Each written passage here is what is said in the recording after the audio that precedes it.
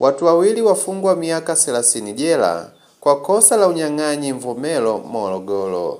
Mahakama ya wilaya ya Mvomero imewahukumu vijana wawili kifungo cha miaka 30 jela kila mmoja baada ya kupatikana na hatia ya kosa la unyang'anyi wa kutumia silaha. Hukumu hiyo imetolewa Januari 7 mbele ya Mheshimiwa Hakimu Mfawidhi Anton Ruben Ngoi katika shauri la jinai namba CC 309/2026 ambapo Gaudens Simoni miaka 25 maarufu kama Mwananchi na Gallus Chazi miaka 20 maarufu kama Mwimbe, wote wakazi wa kijiji cha Yowe kata ya Homboza wilayani Mvomero. Mahakama imethibitisha kuwa Disemba 25, 2025 majira ya saa 11 alfajiri katika pori la Kiduguru, washtakiwa walimvamia mfanyabiashara Dimos Enisia Kibendera miaka 29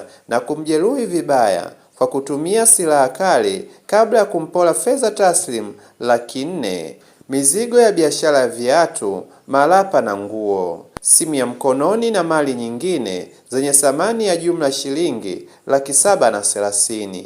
Kamanda wa polisi mkoa wa Morogoro SACP Alex Mkama amesema kufanikishwa kwa kesi hiyo ni matokeo ya ushirikiano mzuri kati ya polisi wa kituo cha Mvomero na wananchi, kuanzia hatua za awali za ukamataji hadi ushahidi uliowasilishwa mahakamani.